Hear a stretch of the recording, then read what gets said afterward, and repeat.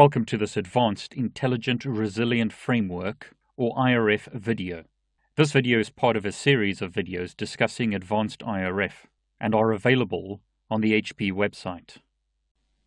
Videos in this series concentrate on the technical configuration and troubleshooting of IRF, but here's a brief overview of IRF technology. So what is IRF? HP Intelligent Resilient Framework, or IRF, enables two-tier data center architectures that are more reliable, efficient, and better suited for server-to-server east-west traffic flows. IRF creates a fabric that groups a set of physical switches into a single virtual switch.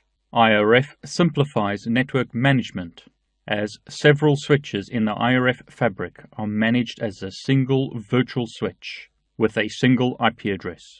IRF also enhances network reliability by providing failover capability. If the designated primary switch fails, another switch in the fabric takes over and becomes the primary switch. IRF also improves available network bandwidth by adding link aggregation to network links. Each network node gains access to the entire bandwidth of the aggregated links. Most importantly, reducing failure recovery time and dramatically enhancing network availability. Customers running loss-sensitive applications, such as video streaming, will not notice any disruptions or flickers of their content streams. IRF features make it ideal for enterprise workload mobility and vMotion traffic, especially between data centers. This course focuses on the technical configuration of IRF. Please refer to HP's website for more information about the advantages of using IRF in your network. Now, videos in this series use the HP simulator as much as possible. Using the HP simulator allows us to demonstrate IRF technologies quickly, as well as allowing you to download the HP simulator and practice the configuration yourself. Now, this depends on what you're using to view the videos, but as an example, if you're viewing this via a Brainshark, you will find the HP simulator configuration attached to the Attachments tab of this presentation. So download the HP simulator, which is available for free from the HP website, use the attached topology, and then you can follow along by doing this yourself. This is the IRF HP simulator setup, which consists of 4 core IRF switches, as well as 2 Access IRF switches and a MAD Assist IRF switch. In the HP simulator setup video, which is part of this series, we explain how to download, configure, and set up this environment so that you can test and experiment with the HP IRF technology. Physical devices are added to the IRF stack, also known as the IRF virtual device, and also known as an IRF system. And these physical devices are called member devices. So in this example, we have 2 physical switches that have been added to an IRF system or an IRF stack. Once again, also known as an IRF virtual device. An IRF system consists of at least 2 physical switches identified by member numbers. The member numbers need to be unique. So in this example, we have 2 devices. Member 1 is the master IRF device, and member 2 is the slave or standby IRF device. There are 2 roles in an IRF system. We have what's called the master device, and there's always a single master device in an IRF virtual device or IRF system. And then we have 1 or more slave devices or standby devices. The master device manages the IRF system. The standby devices or slave devices in the IRF system operate as backups for the master device.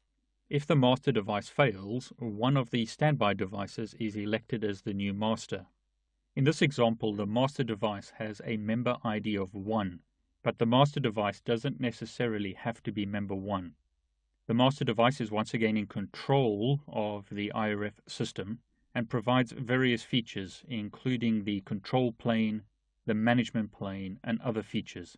As an example, if you connect to the console of a slave device and use the command display current config, you're viewing the config of the master device, not the slave device.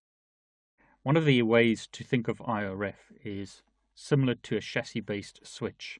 In a chassis-based switch, you have a management module. This is the brain or the module in charge of the physical chassis-based switch. Then you have some modules that provide physical connectivity. The master device in an IRF system is logically the management module. So in other words, it's the brain of the IRF system. The standby devices or slaves are logically line cards in a chassis-based switch. So on the left-hand side, we have a chassis-based switch. It's a single switch with a single management module and multiple interface modules providing physical connectivity. They don't have their own active control and management functions, but are reliant on the management module. On the left-hand side, we have multiple physical switches with one master and two standby switches. Logically, this acts as a chassis-based switch with cables connecting the different modules together. Unlike a chassis-based switch, however, in this example, if the management module fails, the switch goes down, whereas here, when the master fails, one of the slave devices can transition to the master function, and the IRF system or IRF stack can continue working. The standby or slave devices also have a copy of the configuration file, and those are stored locally on their flash. So if the master fails, they do have a copy of the configuration, and the IRF system can continue functioning. So how is the master device elected in an IRF system? It's not based on the member number. In this example, the master device has a member ID of 1, but it doesn't have to. Member 2 could have been the master. So the master is determined as follows. It's done via an election process where the current master wins, even if a new member has a higher priority. So let's assume for the moment that this switch had a priority of 30 and is currently the master, and a new switch is added to the topology and has a priority of 32. The current master will stay the master, and this switch member 3 would become a slave or standby device. The default priority is 1, but when you create a new IRF system, the highest priority wins. So when initially configuring an IRF system or virtual device, this first step is skipped because there is no current master. Then it's done on priority. So if we had a new IRF system consisting of 3 switches, let's say for instance that there are multiple cables here, this switch had a priority of let's say 30, this switch had a priority of let's say 20, and this switch had a priority of let's say 10, this switch would become the master switch because it has the highest priority. Now if the first criteria cannot be used because there is no current master and the priorities are the same, let's say for example the priority of these 2 switches is set to 1, which is the default, then the longest uptime is used to determine who the master device is. The precision interval for the system uptime is 10 minutes, and this information is transmitted in IRF hello messages sent between the switches.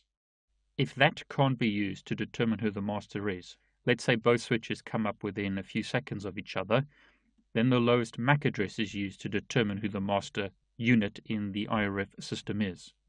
It's not good practice to use longest uptime and lowest MAC address when determining the master in the IRF system, so it's better to set the priority on your devices when forming a new IRF system.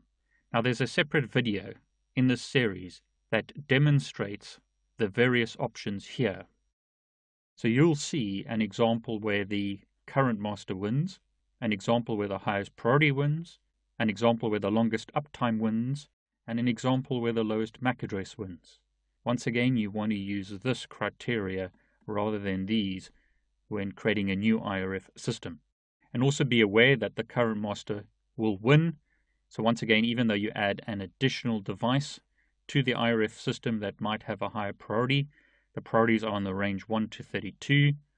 So let's say, for example, that you have the priority of this switch set to 30, this switch set to 20, and a new switch joins the IRF system or IRF stack with a higher priority. This switch will remain the master because it's the current master. However, if it was a new IRF system, then this switch would become the master because it has the highest priority. And what happens when the master goes down? Let's assume for the moment that this device on the left is the master. It has a priority of, let's say, 32. This device on the right is the standby device or slave device and has a priority of 30. These ports are connected as IRF ports, and this is an IRF system. What happens when the master device goes down? So when the master device goes down, the standby device will become the new master because it's the only device available. Let's say you rebooted the master, so it wasn't a physical failure, it was just a reboot. When the master goes down, the slave becomes the new master device. When the master comes back again and rejoins the IRF system, it will now rejoin as a standby device and not as a master device. This slave device or standby device became the master when the master went down.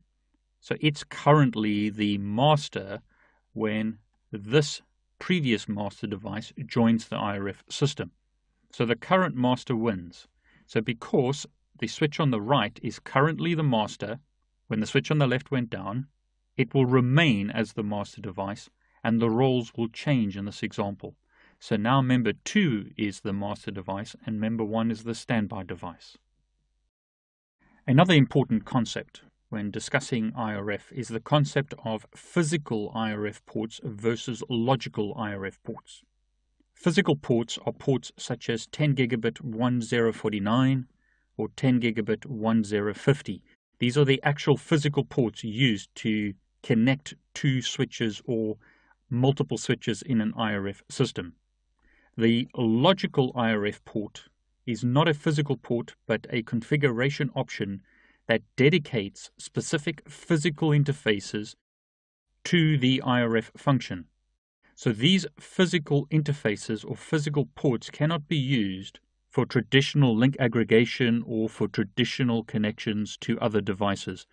These ports are now dedicated to IRF and can be seen as a logical extension of the backplane between these two physical switches.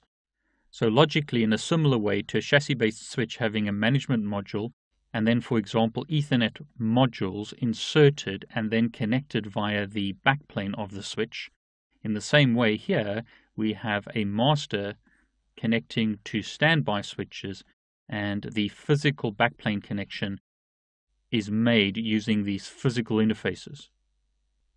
So as an analogy, and it's only an analogy, these physical interfaces have been associated with the logical IRF port in the same way that physical interfaces would be associated with a link aggregation port, or in COMWare terms, a BAG port, bridge aggregation port. IRF does not use standard link aggregation for the connection between the members in an IRF system, but as an analogy, the same concept is true. Physical interfaces are associated with a logical interface and are now dedicated to that function. An IRF port allows you to bond one or multiple physical interfaces to the logical IRF port for greater throughput.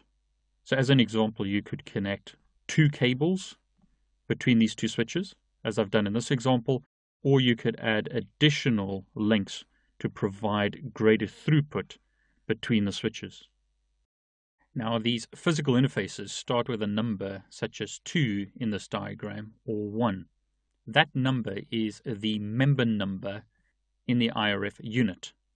By default, it's 1. So if we have 2 physical switches set to factory defaults, the port numbers on both of these switches would be 1049 and 1050.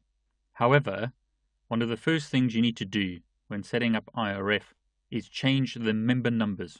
You can only have one member in the IRF system with a member ID of 1. So this switch has its member number changed to 2. When you reboot the switch, the port numbers change, starting with the member number. So they changed to 2049 or 2050. When you have 3 members in the IRF system, the port numbers would start with 1 for member 1, or 2 for member 2, as in this example, or 3 for member 3. Once again, when the switches are shipped, the member numbers would all be 1, but you can only have 1 member in the IRF system with a member number of 1. So you would change the member numbers, reboot the switches, and the interface numbers would change to the following. You don't have to cable the physical interfaces with the same numbers. So in this example, we've got 47 connected to 47 and 48 connected to 48. That's not a strict requirement. It's only done in this example to make it simple and easy to read. So 49 doesn't have to be connected to 49 and 50 to 50. We could have, for example, have connected 2050 to 3049, and 49 could have been connected to 50. The physical interface numbers do not need to be the same. They can be different or they can be the same. However, with logical IRF ports, they have to be different. So in this first example, we've got IRF logical port 1/1 connecting to IRF logical port 2/1. The first number is once again the member number, so member 1 and member 2, and the second number is the IRF port. However, you cannot connect IRF port 1 to IRF port 1, so this is an incorrect configuration. You need to connect IRF port 1 to IRF port 2, as in this second example. So we've got IRF member 1 connecting to IRF member 2, but port 1 is connected to port 2. That is the correct way to configure the IRF stack or IRF system. In this example, we've extended the topology by adding a third member, and this is using what's called a daisy chain topology. Member 1 is connected to member 2, and member 2 is connected to member 3, but there's no connection between member 1 and member 3. Notice how the logical IRF ports are connected to each other. So the physical interfaces could be the same numbers, 10 gigabit 1049 to 10 gigabit 2049, but what's important is the logical IRF ports. IRF port member 1, port 1, is connected to IRF member 2, port 2, which is correct.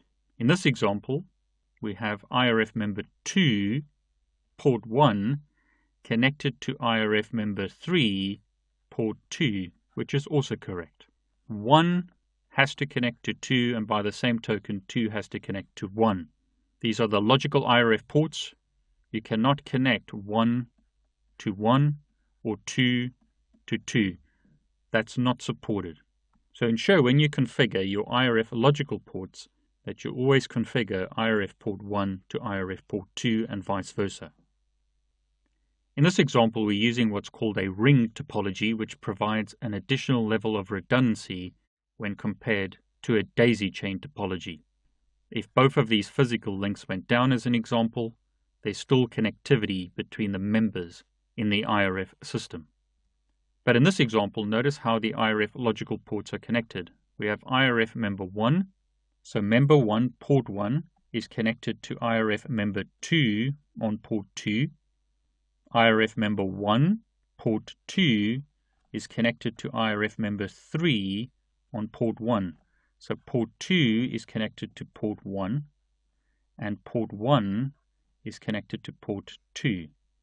For this connection, the logical IRF port 2/1, so member 2 port 1, is connected to IRF member 3, so member 3 port 2.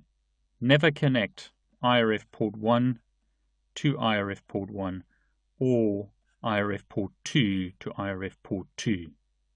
There are demonstrations in the Advanced IRF video series showing you what happens if you did that.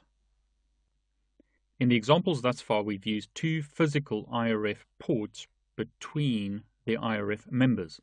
But do you need more than 1 physical IRF port? So could you connect member 1 to member 2 using only a single physical cable? The answer is yes, you can. There is no explicit requirement to have at least 2 ports. 1 port is sufficient. It's more cost-effective to use a single cable, and this configuration is supported, but you need to be aware of the issues if you have a cable break. If that cable goes down, the IRF system is split. You then have two IRF members that may believe that they're both the master in the IRF system.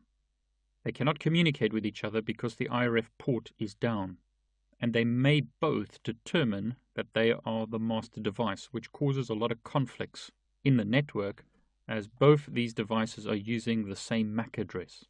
HP have a technology called multi-active detection, or MAD, that helps you resolve this issue, and we'll discuss that briefly in a moment. But to try and mitigate this issue, you may want to use at least two cables. So if one of the cables goes down, the IRF system in the second example can still continue as a single system because the two IRF members are able to communicate with one another using the additional cable. You may also have a situation where traffic is being received on member 1, and for whatever reason, the traffic is being sent to a device that's connected to member 2. So in this case, we have user data traversing the IRF ports. So in this example, you may want to add additional links to the members in the IRF system to increase the performance when traffic goes across the IRF system. So be aware, it's possible to use only a single cable between the IRF members. So you could use only a single 10 gigabit port. But there's some disadvantages to doing that, including the examples discussed here. If that port goes down, you've lost connectivity between your IRF members. In this example, we've got two physical IRF ports, which allows us to send more traffic between hosts on the left-hand side to hosts on the right-hand side. A single port may become a bottleneck for the sending of user data. Multi-active detection, or MAD, is a technology that allows for IRF recovery when the ports linking switches in the IRF system go down. So in this example, we have two switches in the IRF system, or IRF stack, and the links between both switches have gone down. We now have a situation where the IRF system is split, and this is often called a split brain. Both switches would believe that they are the master device in their local IRF system that's split from the other device. They cannot see each other using the IRF port, so they now believe that they are the master device. This causes confusion in the network, as multiple physical devices are stating that they are the single IRF device. All member devices in the IRF virtual system use the same MAC address, the same IP addresses, and other configuration settings, so this causes a lot of confusion in the network.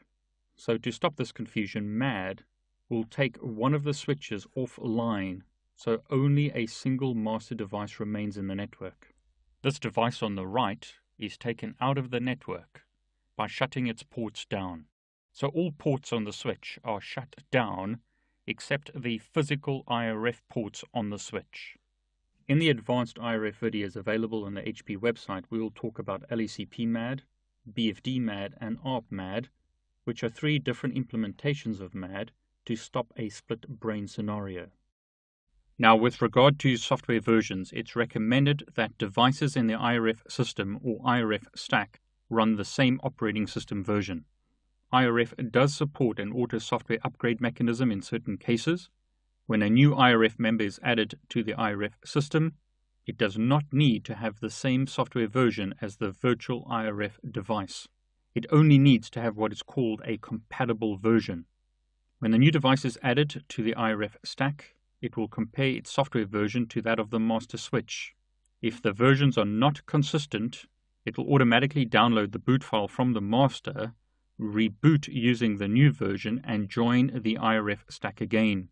However, be aware that if the device does not support this feature, you will need to manually update the software version of new members before adding the member to the IRF system.